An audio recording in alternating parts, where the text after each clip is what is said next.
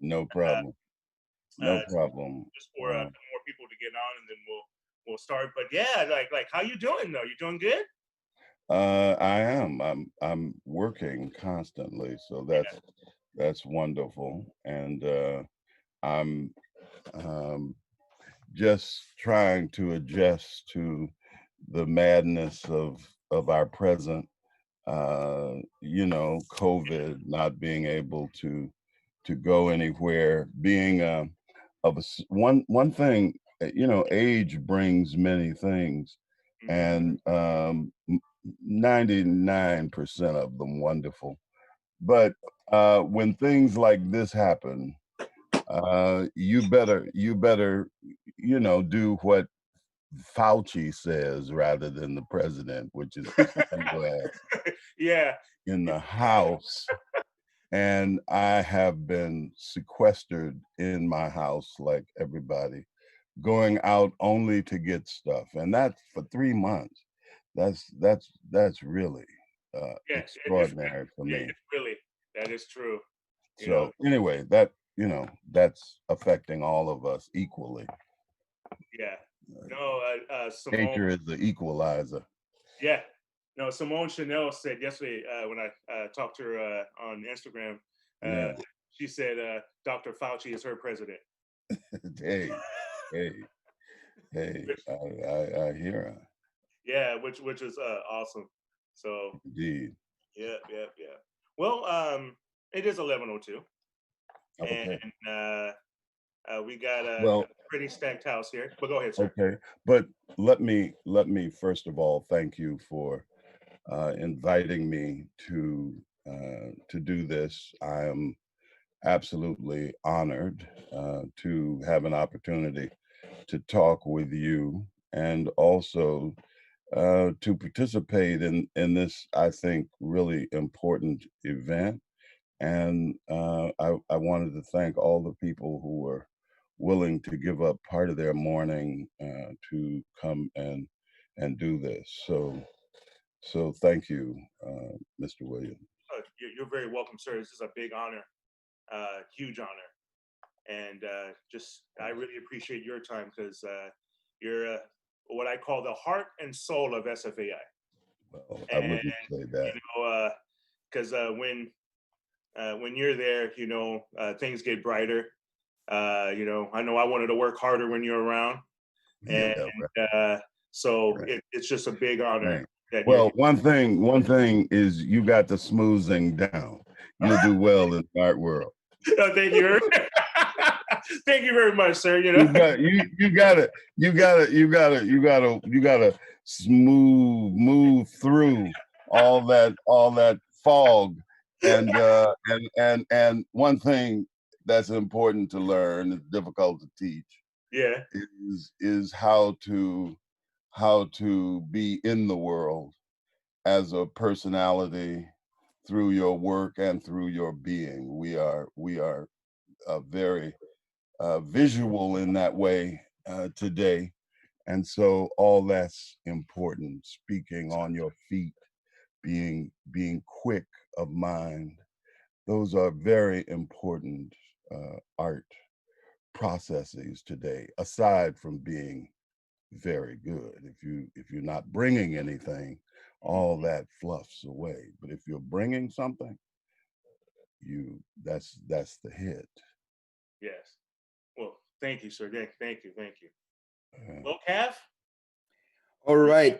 you're up, Well, man.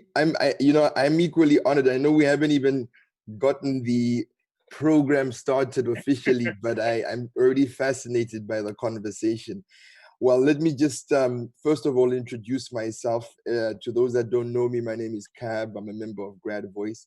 Grad Voice is an organization here at SFAI collective that advocates for international students of color.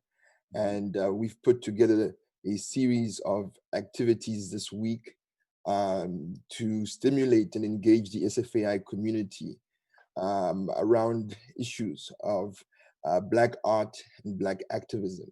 Of course, this is happening in the backdrop of the current Black Lives Matter movement. right. Today, we're having a casual conversation about Black art and activism with Mr. Dewey Crumpler. For those that are not familiar with Mr. Crumpler, he is an associate professor of painting at the San Francisco Art Institute. His current work examines issues of globalization, cultural co-modification through the integration of digital imagery, video, and traditional painting techniques. Dewey's works are available in the permanent collection of the California African American Museum, Triton Museum of Art Los Angeles, and the Oakland Museum of California. Mr. Crumpler received the Flintridge Foundation Award, National Endowment for the Arts Fellowship, as well as the Fleishhacker Foundation Fellowship, Eureka Award. Currently represented by Jenkins Johnsons Gallery, Collapse was Dewey Crumpler's most recent exhibition at Seattle University with the Hedreen Gallery. Now, personally for me, he came on my radar when he defended Victor Arnatov's murals at GW High School in 2019. And I personally credit him as being an artist that has an interest in telling total history. So without further ado, I'm going to hand over to Christopher, who's going to lead us through this interview. And just to assure the community, we are going to leave about 15 minutes towards the end for questions. So Christopher, I hand it over to you. Thank you very much, Cav. And also I want to say, Beth Van Loo is here from Instagram. Babeth, excuse me, not Beth, Babeth Van Loo, thank you for joining us. And I see your hand raised, thank you. So Dewey, first question for you. Just like I said, this is a casual conversation. You have a lot of wisdom, and I understand that you taught at other institutions. And I understand that you came back to SFAI. And what does SFAI and the community mean to you? Well, I was shaped by the San Francisco Art Institute when I first left high school. I got a scholarship to go to the Art Institute in 1967. And when I walked in between the portals there, I saw an amazing sight, which were some naked men and women in a fountain going at it. And I walked into a haze of smoke, and that contact led me into the drawing rooms. And I was so frightened by what I saw that I immediately ran to CCA. Really? and went to the California College of Arts and Crafts for a year. And every day I would stand on the porch in Oakland of the main drawing campus or painting campus. And I would look over at Coit Tower and I would see in my mind the San Francisco Art Institute. And for that entire year, although it was wonderful, the Art Institute beckoned, because there were skills I wanted that the Art Institute wasn't interested in at the moment. But I wanted, and I found this out being at CCA, that I wanted to be an artist, not just a drafts person. I wanted those draft skills, but I knew that my real intention was to be a creative person. And the only place that could happen was in that strange, weird contact field place called the Art Institute. And that's, excuse me. That's okay. that's when I actually decided to come back to the Art Institute and to finish my education there. Yes, And sir. so finally I was able to do that, and the Art Institute was exactly what I needed. So the Art Institute is a unique and weird animal, and it attracts unique, weird animals. Yes. And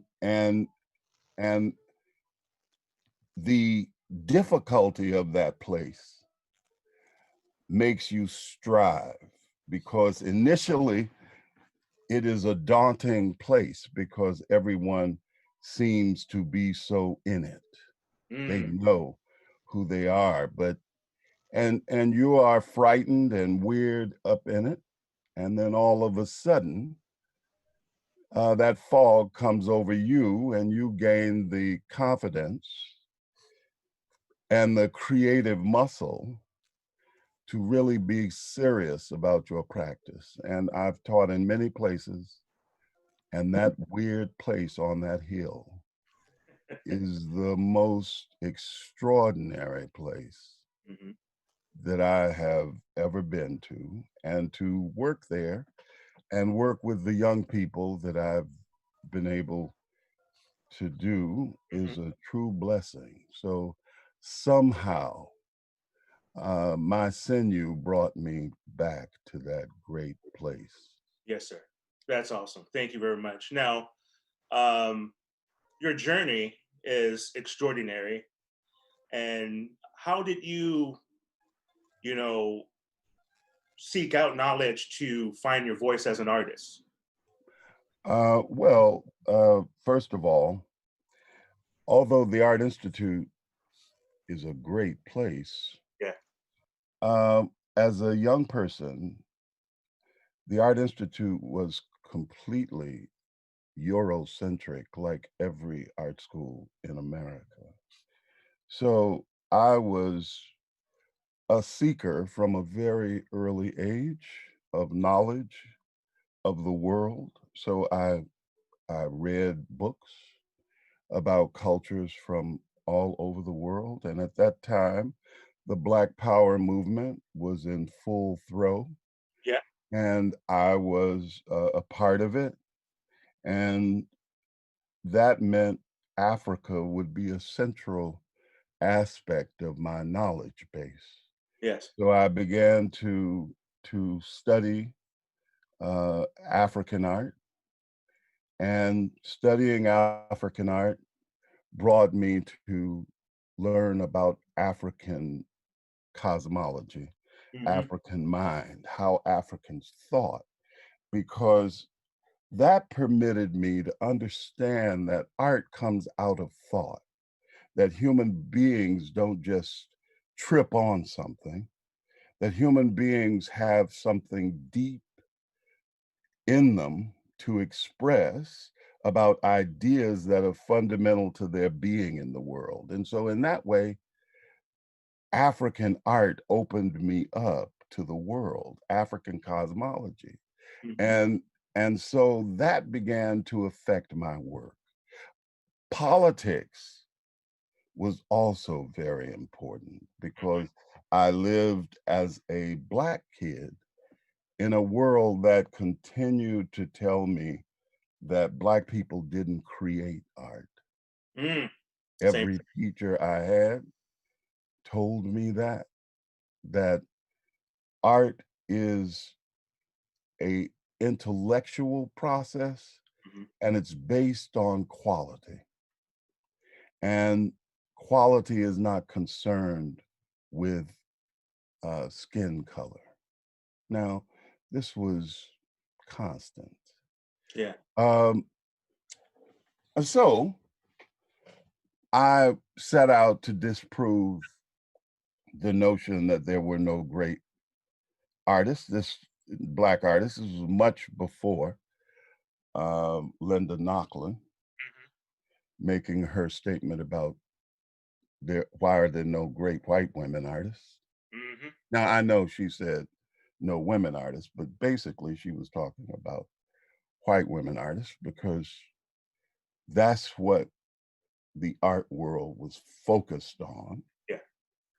Was what was in white men's mind, and also some women, because in our lectures, I frequently only heard about white men, but every now and then they would talk about white women, Helen Frankenthaler and Lee Krasner, and of course Georgia O'Keeffe, but they would normally be connected to a male artist, Mm-hmm. except Frankenthaler. And I was a very disruptive person in art history classes because I would keep poking this notion, especially when I found that there were Black artists. Then it was full on then. I like that. But anyway, Yeah. you have to break in, since this is casual, Yeah. because I'm a teacher and I tend to go on and on. So oh no, that's what I love to your wisdom and guidance. Anyway. Yeah. So what were the struggles for you at that time, like creating? Did certain people say that you had to paint certain things, or? Yes. Yeah. Whenever I I was always political. Mm-hmm. So I made political art at a time when abstract expressionism was God. But I also made abstract painting. Mm-hmm. Now, I didn't want to give the professors the benefit of seeing my full range of making. So I made abstract art at home, Mm-hmm. and I made in the classroom what I was asked to make. Yes. I was also interested in mural painting at the same time. So these things were conflicting because every time I brought work to the classroom, it would be political, so no one would critique it because everyone was being told at that time that art was not political. Political art was propaganda. Yeah. And if you made political art, you were not an artist. You were simply a polemicist or a didacticist. Yeah. And therefore, I would frequently be asked, well, do you want to be an artist or do you want to be a Black artist? Yeah. Because Black art was seen as pure didacticism. Yeah. And it was connected with sort of German, Russian propaganda art. Yeah. And that was really just thought of as horrible in the 60s. Mm.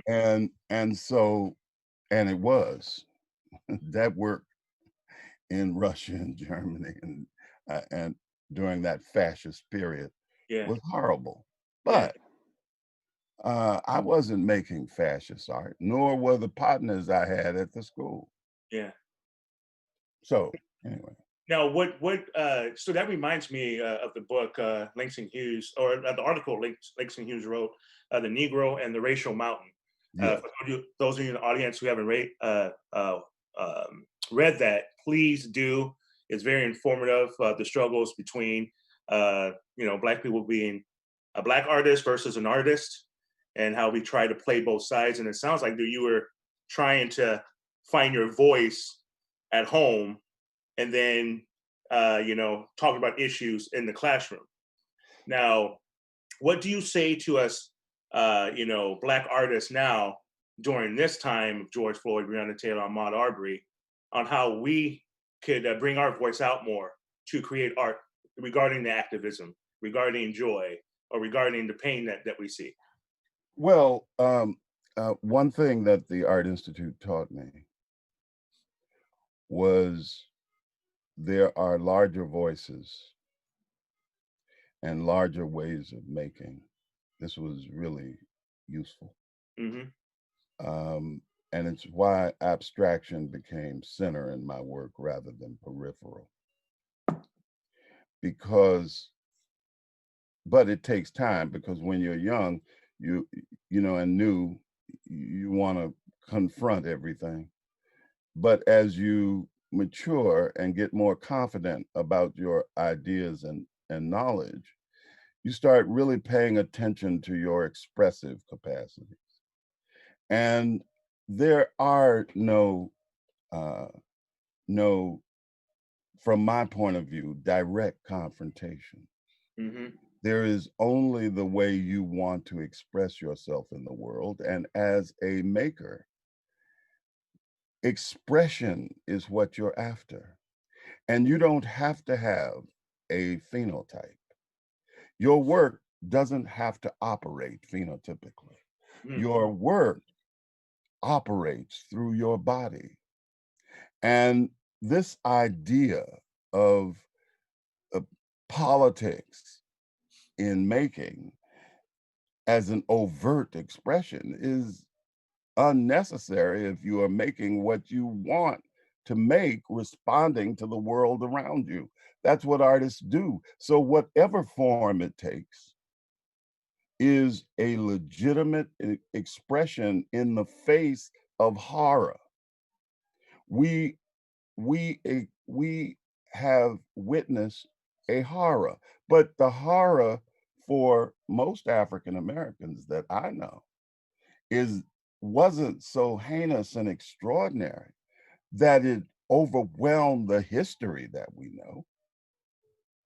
That the weight of that body on that neck was symbolically like the weight of the country and racism over the 400 years we've been in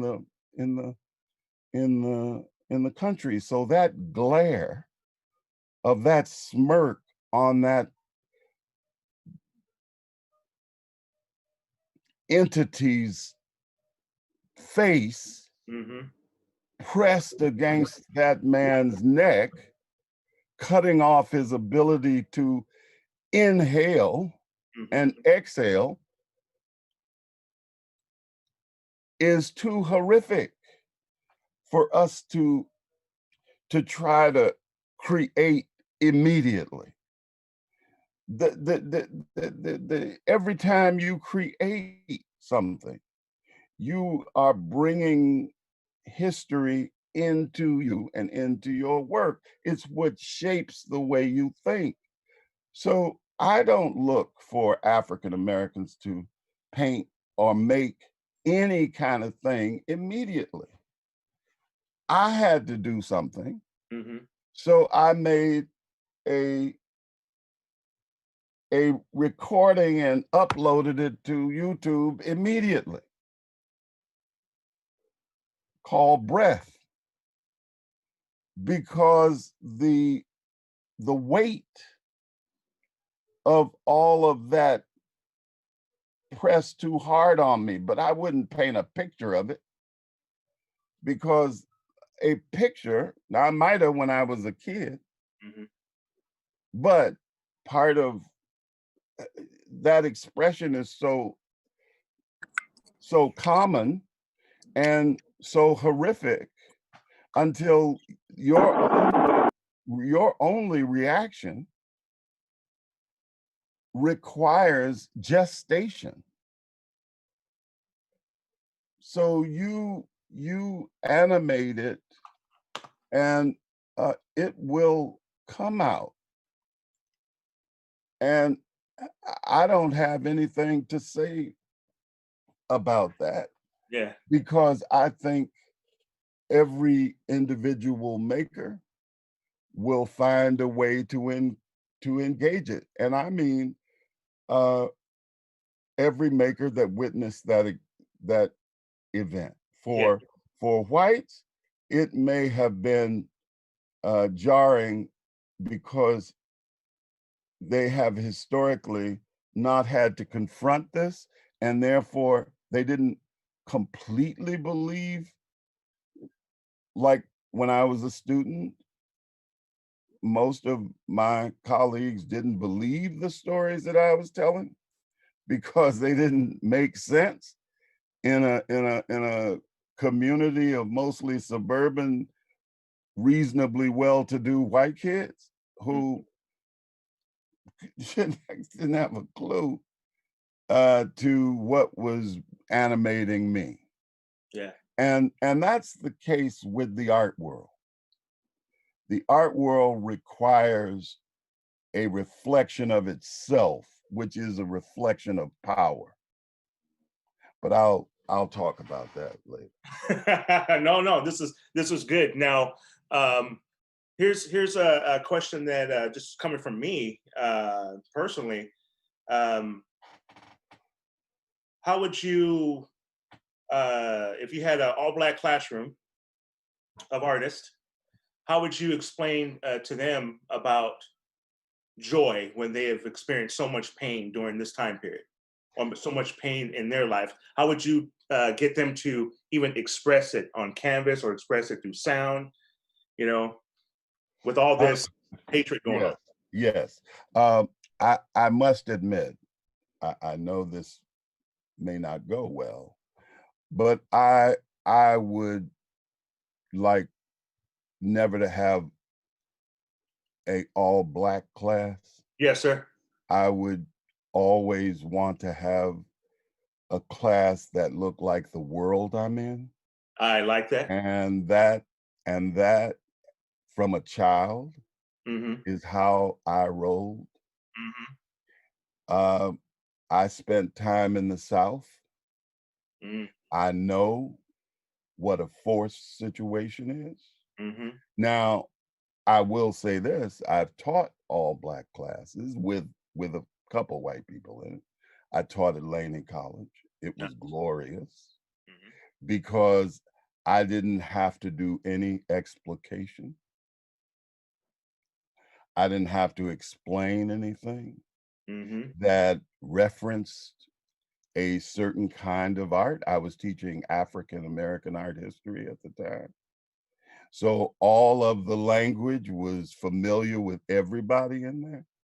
So the jokes that I told were immediately absorbed and they got it. It was a glorious circumstance. I never taught a class of all black kids primarily before. I've always taught at white institutions or institutions that were dominated by whites because they're very exclusive and expensive institutions. And I've never had more than maybe 3 blacks in a class at a given moment. So I understand your question and it's important to me, but I will say that with respect to joy, which is a magnificent word and a great joy, comes at a cost. In America, you think because of the way in which the Constitution was written, the use of the term pursuit of happiness is understood as you being able to express yourself and do what you want is a state of happiness. This is a confusion based on the lack of deep understanding of history. And joy costs.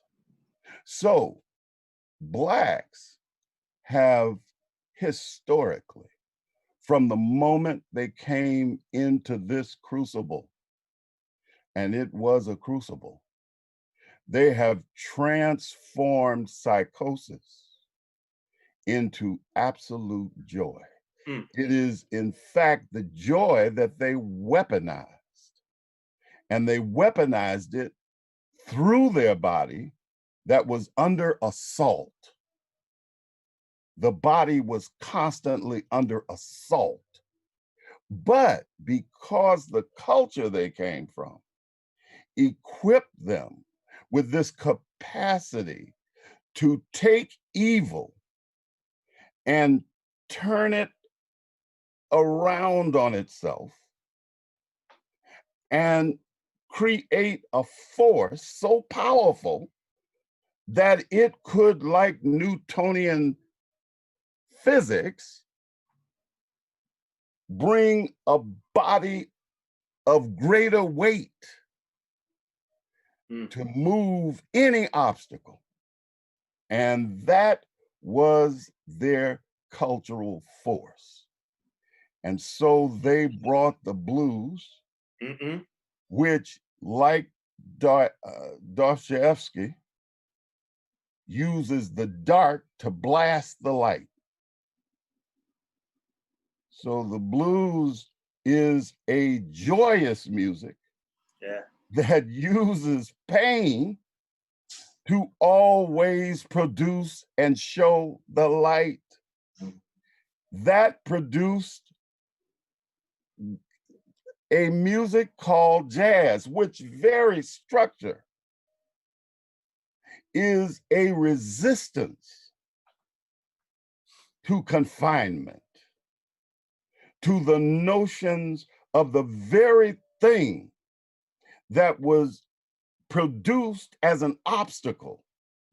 The music itself burned holes in the very sinew that created those obstacles that the music brought joy, not to white people. That wasn't his intention. To us, it helped you, like the gospel music that they created, that we created, that focused energy on psychosis, focused it. And the music, the cultural force became so strong, so powerful, that anybody in its laser focus would be transformed. That's why the music, wherever it appears in the world, becomes a music of liberation. The entire 20th century was formed in the so-called jazz music of the 1900s, the early 20th century, that was shot all over the world and came to be known as the Jazz Age, the music of rebellion. 70 years later, it got flipped on the world as hip hop, and therefore we know. And of course, that music came through rock and roll that did the same thing, that made the parents of young, precious white kids, their parents told them, you must not listen to this music, and if you listen to it, we will lock you in the house and we will not let you in the world. So they burned the records. They burned them in the streets like they burned books in Europe. And the scent of the smell got into the bodies of those white kids and changed the way they negotiated the world. That music reformed the whole country. And the country has not been the same since. So joy costs. But ultimately, it is joyous.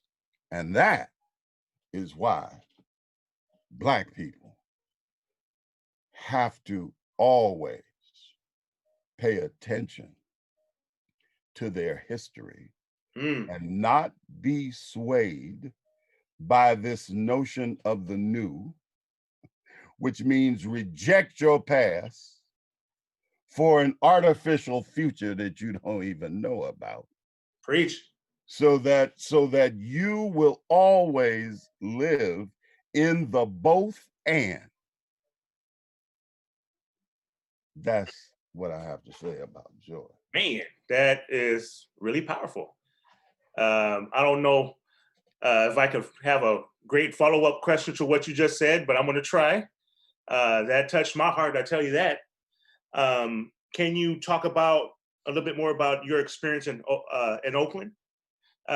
Finding your voice as a Black man, as a young Black artist, and how that reflected to what you're doing today. Okay.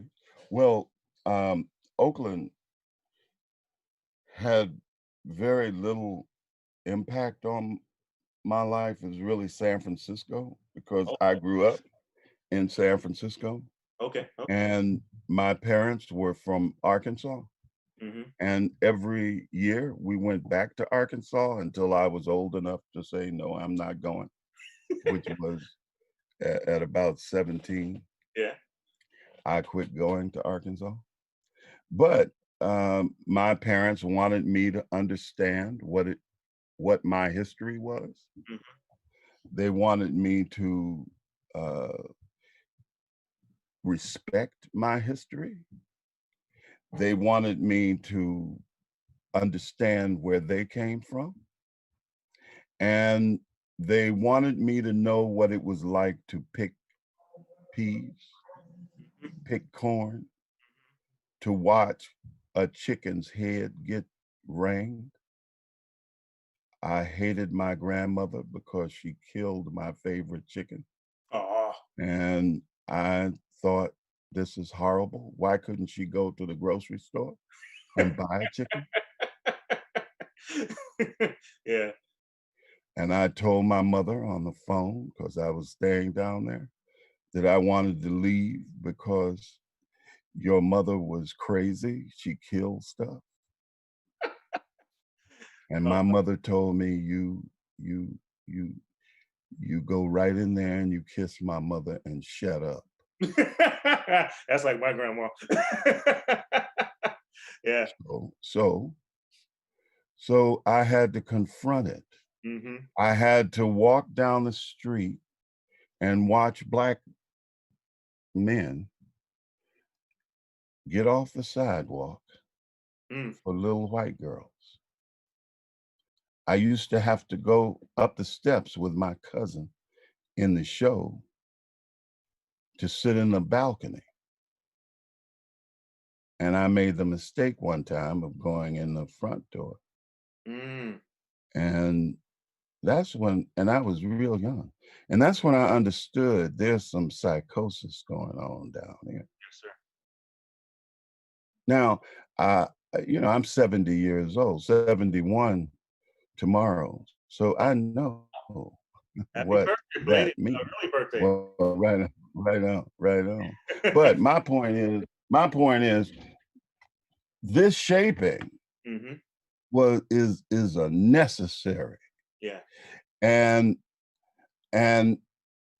you always have to understand that you are connected to something, even though the West tries to disconnect you so that you are available as a commodity.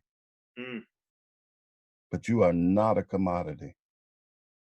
And it's that aspect that began to really influence my pursuit of my present work, which I've been working on for about 20 years.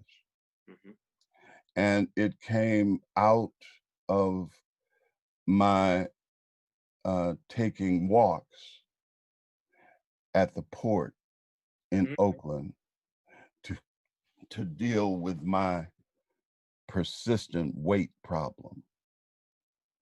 So for about 5 years, I used to walk around the port, and I was really attracted to the port. And so I started to wonder, why am I so attracted to dodging all these huge trucks to get to this, at the beginning, rather desolate place that later got turned into a wonderful park? Why am I coming down here all the time? And then I started to look at these containers. And these container ships were glorious in their scale and weight, and all the colors that they carried in those containers, you know, that had within them all the commerce in the world. And so in that way, I thought the only way I can really experience this is to bring my paints out here and start doing some plein air painting. So I set up a table, I started painting these ships and these containers. And then I understood, oh, okay, now I got it. Now I got it, because I think through my work. You know, I'm not a writer. I've always used my work as a way of deep thinking about things. Yeah. Because the thinking made me go to get information to augment and make me understand more deeply what I was being moved by, whether it was history or whether or not, no matter what. So the container ships, and so I really started to break down these containers, to just break them down, both as realistic objects, because I was painting them initially realistically, and then as abstractions. And it was through the abstract mode that I really began to understand what it was. And it really was the parallel of shipping and its history. And so the containers for me began to parallel the idea of global commerce, global removal of materials from one designation, from one place to a different designation, and how that economically reinforced the so-called progression and ultimately the Enlightenment. And that because these ships facilitate movement, they are just like the ships of the 15th century and the 16th century. They are just like the carvels that were perfected by Henry the Navigator. And therefore, they were in the same transitional modalities that began to trade in goods and services. They were the object of the transmission of the Enlightenment to new shores. And in that way, ideas traveled through these vessels. And the ideas that traveled through these vessels were ideas of ideological capture. And they provided for me images that created shadows. And in the shadows were time, this relationship between the past and the present. And therefore, the ridges on the containers operated as a kind of time signature, a kind of beat.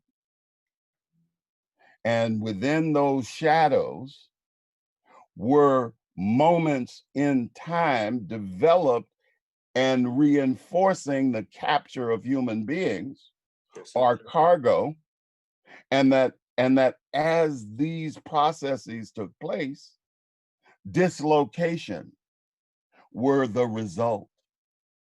Now, dislocation served a few and really had a deep and difficult process for the other. Mm-hmm. And so for me, the container became a site, the container became a site of exploration. Wow. And because the container was similar, and this sounds convoluted, and I have a right to that as a maker, Mm-hmm. it reminded me of capitalism's association with religious capture. In other words, it reminded me of Christianity or Islam, whatever religion will confuse a person into accepting ways of a particular kind of subjugation, that it becomes a deflection, that the cross becomes a deflection for the real intention. Yeah. The real intention is capture and economic power, psychological power. So in that way, the ship moves ideas. So the art is a central instrument, a central arm of power.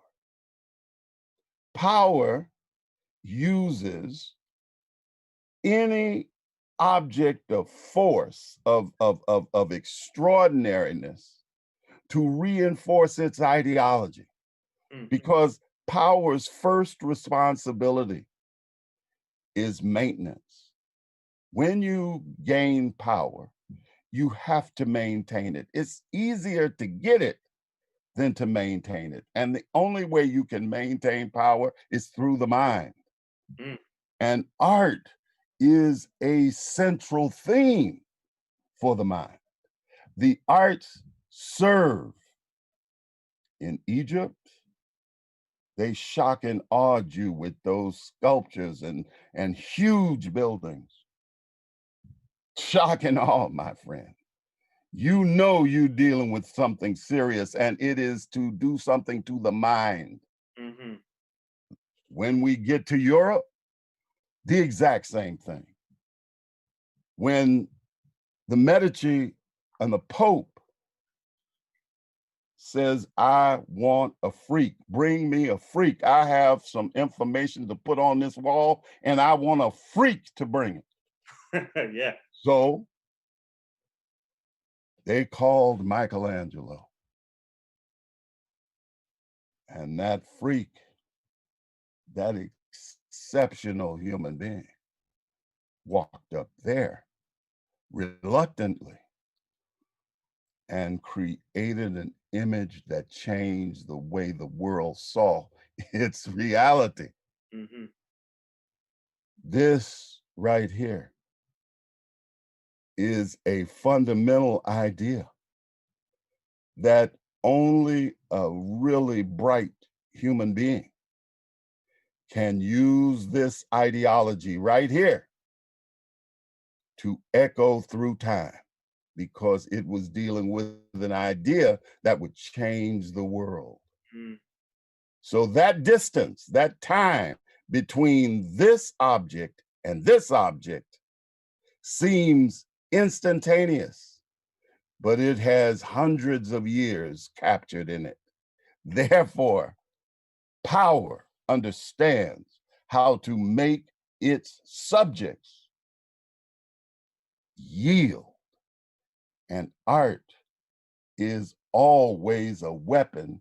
And that's why when they want to stop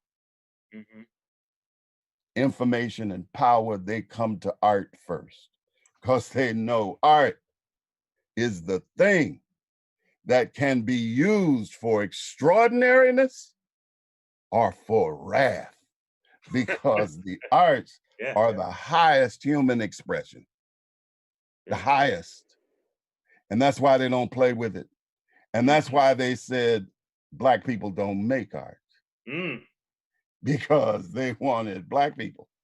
And of course, more fundamentally, more completely, they wanted white people to believe they had a special quality, better than anybody else on earth.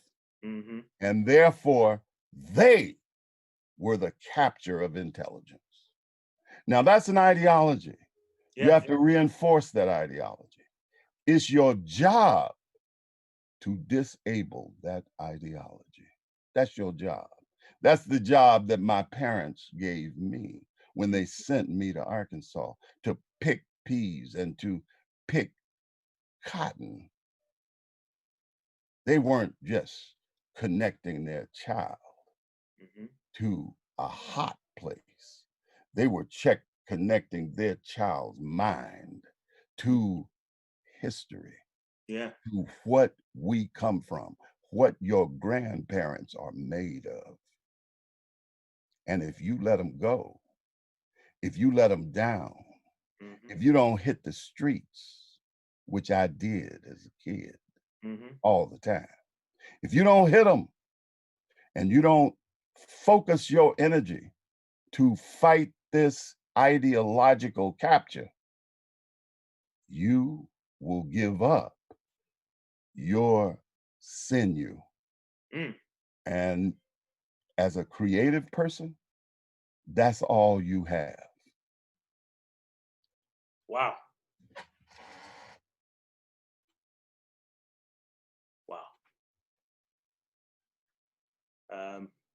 Wow. I feel like you were preaching to me, Dewey.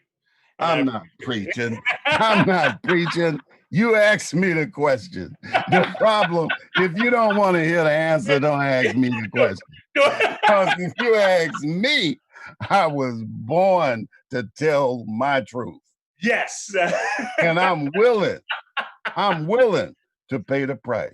Yes, sir. No, because all truth is you got to pay a price. Yes. If you tell the truth, if you are true to what you are, which is what art is about, then you're going to pay.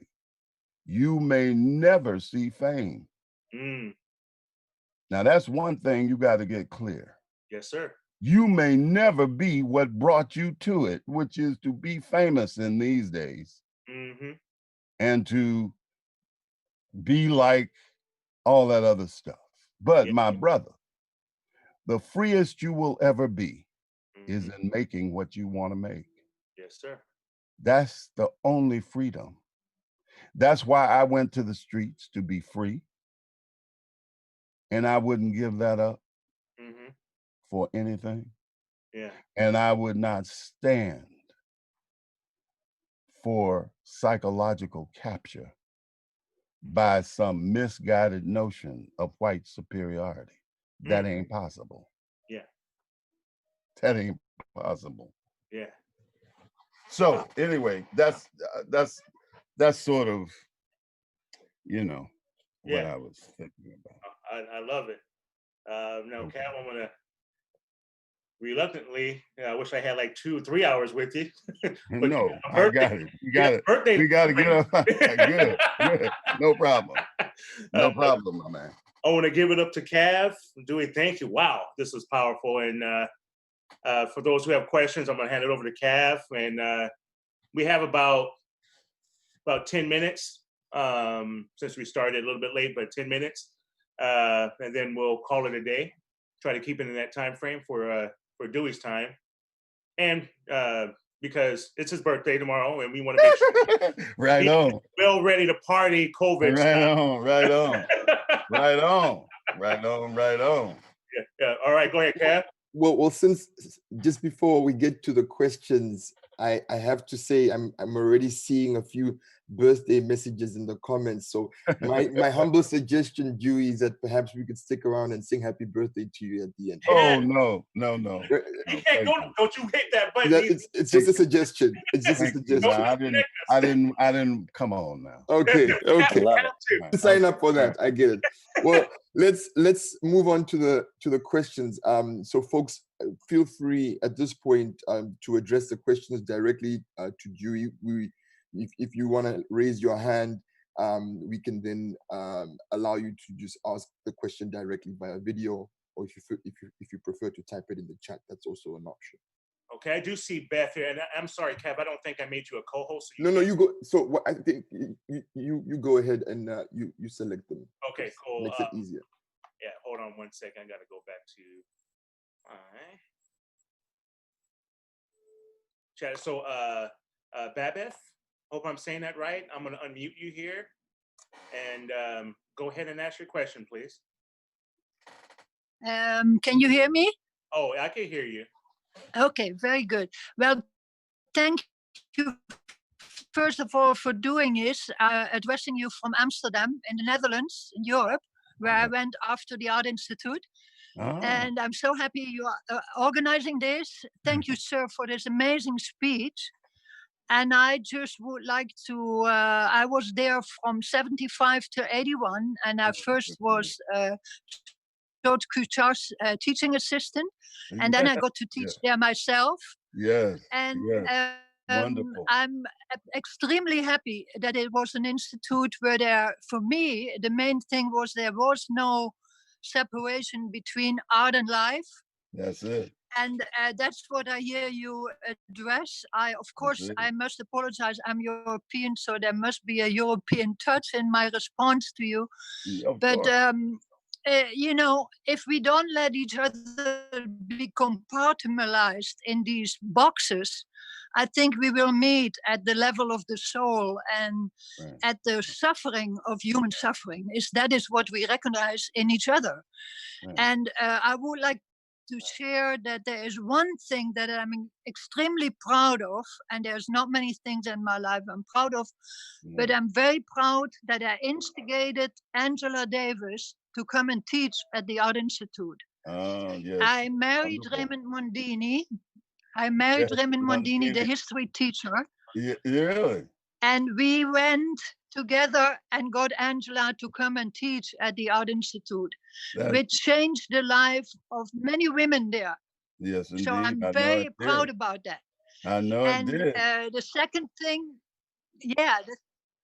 that's wonderful.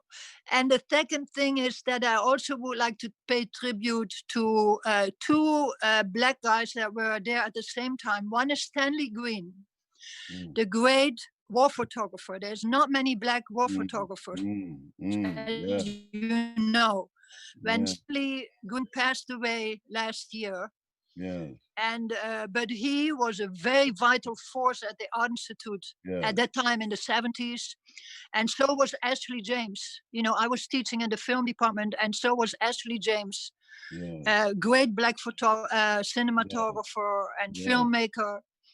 And I just want to point out to that fact that the diversity and the power of all our cultures was already mixed then at the Art Institute. And I salute you.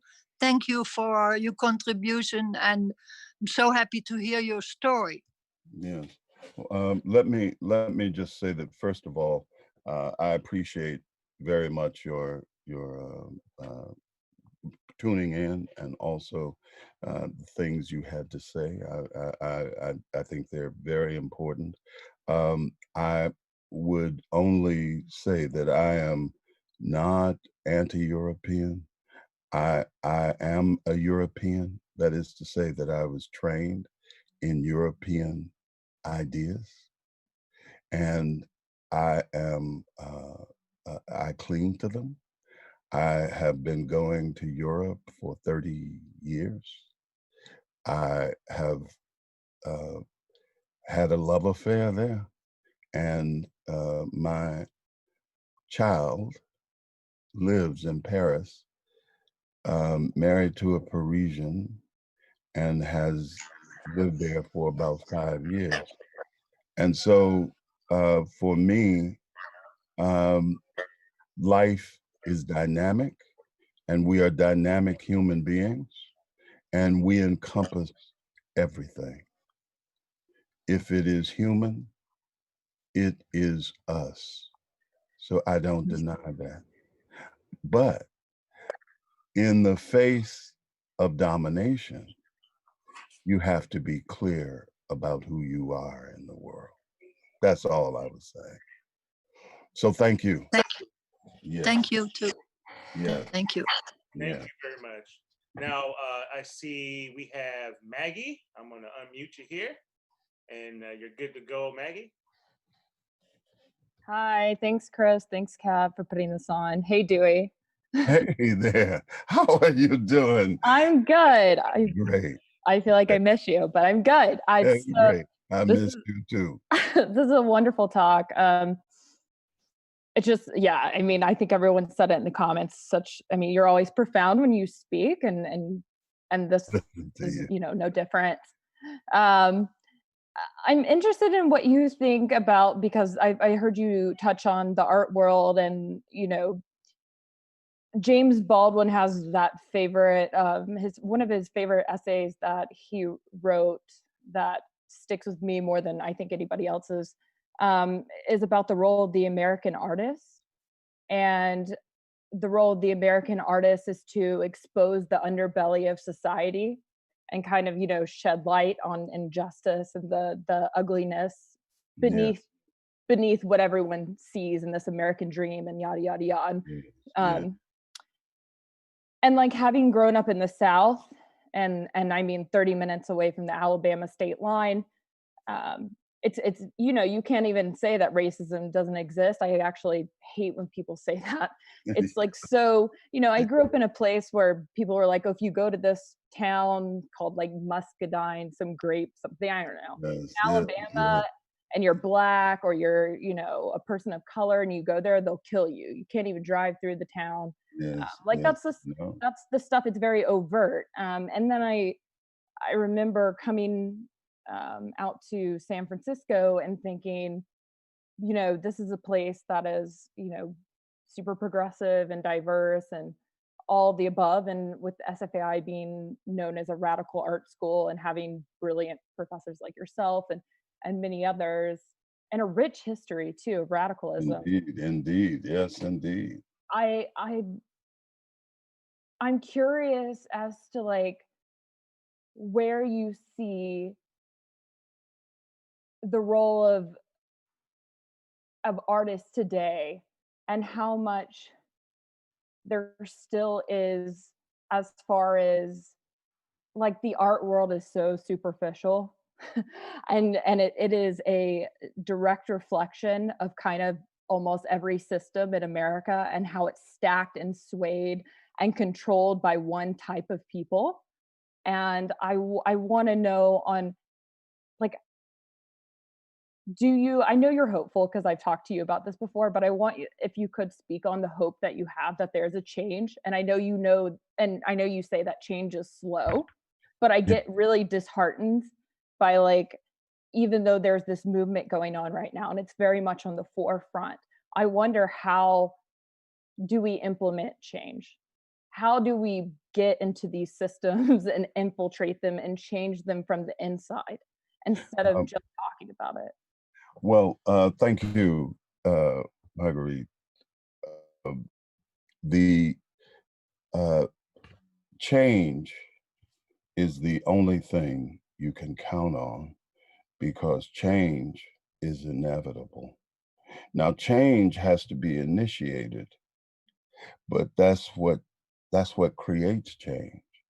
Now, as a maker, I don't think you have any obligation to a particular responsibility other than to make at the highest level that you are capable, and that you are always pushing yourself to be better and better in your understanding.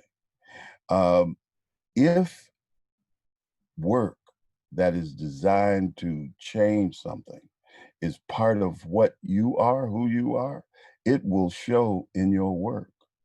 The more focused you are about your work and you, the clearer that is. If in the 60s, many people were required ideologically to make a certain kind of painting. And if they didn't, they would be seen negatively. If you were an abstractionist, you couldn't be a realist. I don't hear any of that. I paint both abstractly and realistically, and I've done it all of my life. I am a Gemini, as you can see, and therefore I never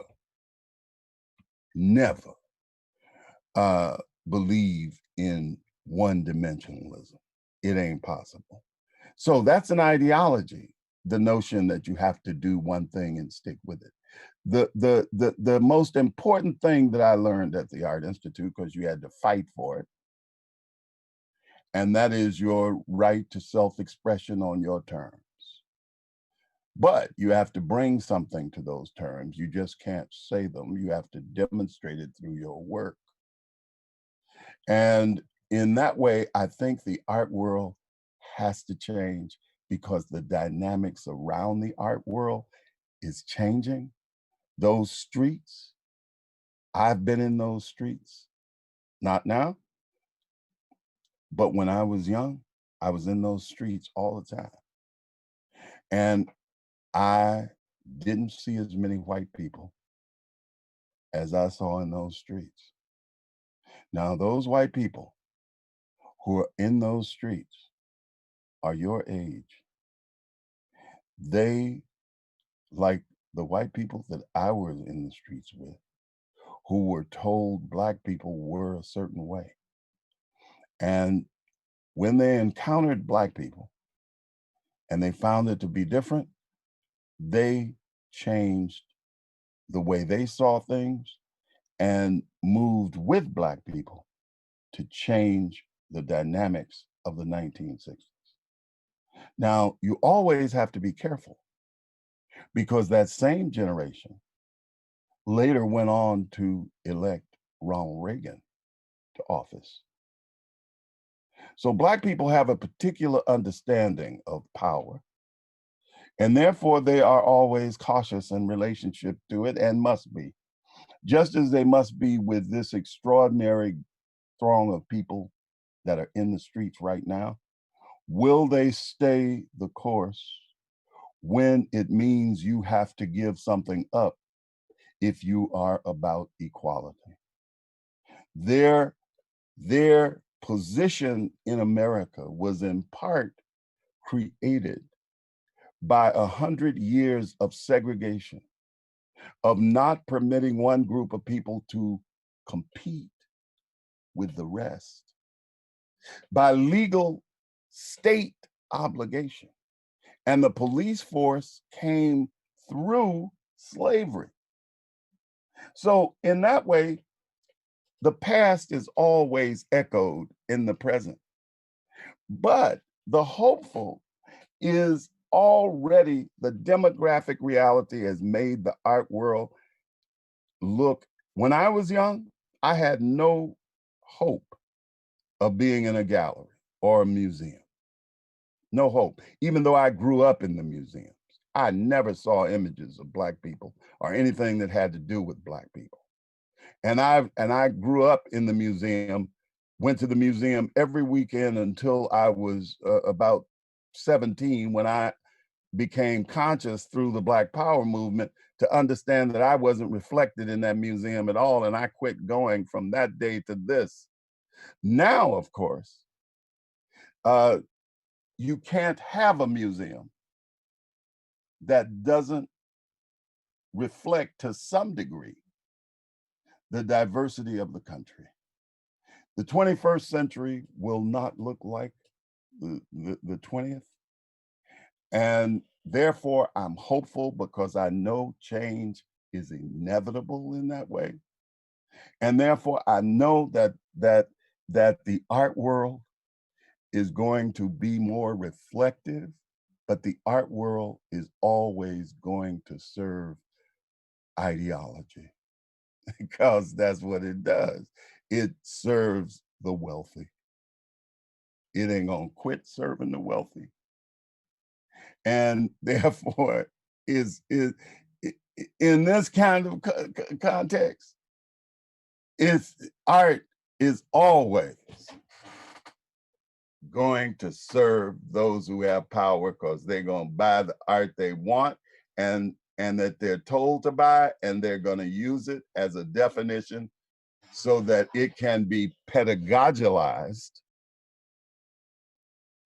to inculcate people like yourself to believe in the sanctity of that thing that is being venerated by culture for that moment. That's the reality of art in the world, and that is the reality that we embrace. That is to say, it's not cynically, but as an expressive person, you have to make what you make. Culture is always going to take from what you make, or anybody, what it needs. It may not need you, so it takes something else. But when it needs you, it uses you. Like right now, it needs the work of African Americans and Asians and the diversity of the world. The arts need it in order to facilitate commerce. All over the world, art is being made. Every country in the world is making art. They're making museums. That's politics. Those museums, that art, is going to be used as an economic, cultural force. And therefore, it will serve culture and it will serve power. And that's why art, all the art in the world, looks a certain way. It uses a certain ideological understanding of itself. Right now, it's conceptualism. In the 50s, it was abstract expressionism. It'll be something else, but it will never not until the rest of the world has enough confidence to make what it wants to make. Its work will always reflect the hegemonic power, which at this point is Europe. So all of the work in the world will follow a European structure, even though it will look phenotypically different in some cases, but its head will always operate as a reflection of the needs of power at a given moment. So it will be called modern art. Modern art has an ideology. Modern art, contemporary art, it has an ideology. Work from different areas are called ethnic or traditional. These are cultural epithets which distance the contemporary from the past. Well, let me say this one thing, and then I'll stop, because I can't answer a question with yes or no. When I went to Venice the first time, I had a bad hip, and my hip was killing me.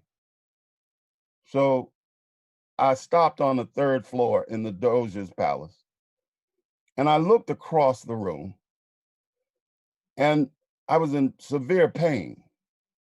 But I looked across the room, and when I see art, I don't have pain because I'm absorbed in it. And I saw what looked like a Jackson Pollock in the Doge's Palace. So I got up, left my cane on the floor, and walked over to see this Jackson Pollock, and it turned out not to be Jackson Pollock. It was actually Tintoretto. And here's a painting that was all over. It was totally spread with liquid all across its surface. It did everything that I was taught was new about Jackson Pollock, that he had reordered the universe And he had created something that never existed in the world before. And here this old dead white man had painted a picture that spoke to me right now on the same principles as the Jackson Pollock I saw at the Modern just a few weeks earlier. Why? Because art collapses time. It ain't concerned with the ideology. It's concerned with being in the world. So your role, our role, is to make. Whether or not the world is able to see it is not dependent on us. It's dependent on powers that choose us, just like they chose Jackson Pollock and Motherwell and all them and left Norman Lewis and Hal Woodruff in the abstract expressionist dust. They needed them bad white boys, and they bad now. You can't throw the baby out with the bathwater. They great. But Norman Lewis and Hal Woodruff was wailing. But Alfred Barr and Philip Johnson had a role, and that was a reinforcement of Europeanism in America. And women and others couldn't function in that first iteration. Anyway, I told you, don't ask me a question.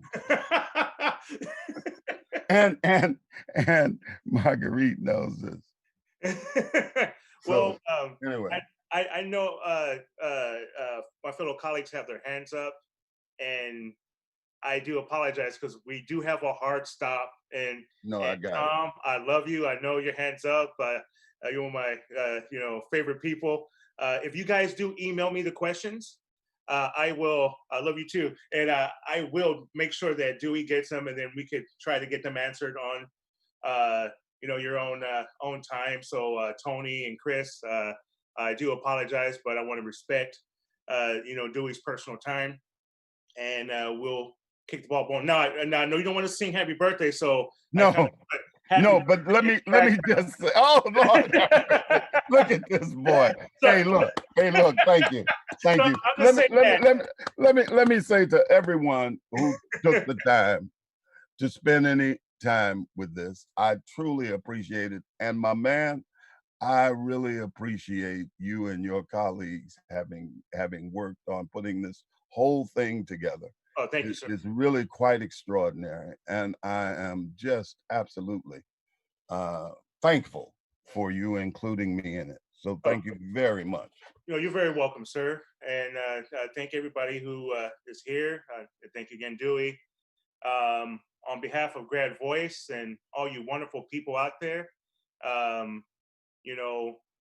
just thank you for being here. And it means a lot to us. And so I want to end it on a dad joke. What do you call a librarian that works out? Jeff Gunderson. I see Jeff Gunderson here. So, Jeff, right on. And without Jeff and then the other one, and without Jeff, and his help, I wouldn't have access to the archives. I wouldn't be able to look up, a lot of things on Dewey and a lot of things on Kehinde, a lot of things on Iona Brown that I'm trying to share on the Instagram with Grad Voice. Right. So thank you, Jeff. I really appreciate it. Right. Right. On this note, wonderful. And just before we conclude, Chris, just want to make it very clear that Grad Voice is a collective here at SFAI, and it comprises of Shara, Jasmine, Oscar, Orit, Chris, and I. But we also want to give a special word of thanks to some members of the faculty and staff who made this possible. Yes. Carly Schumann, Michelle Tretnet, Marketing, Rai Purvis, Elizabeth O'Brien, who met with us during the planning phase, actually. So we really appreciate that. Yes. And of course, the irreplaceable Chris Paddock. So we had to mention Wonderful. that, say thank you very much. Yeah, without Chris Paddock, Thank we you. would have been left in the dust. Thank there. them. Thank them. Carrier all. pigeons to talk. So thanks, Chris. All right, guys. So on behalf of Grad Voice, I want to say I can't say good night, but good afternoon, and hope to see you guys soon. Right. Wonderful. Thank you. You're very welcome. See you guys later. This was beautiful, man. Oh, this was so great. Well done. Thanks, Jeff. Yeah, this was beautiful. So powerful, beautiful moment. And wow, that's all I gotta say. Doing it again? Huh? You thinking of doing it again? Like Maybe. This is exhausting. Exhausting.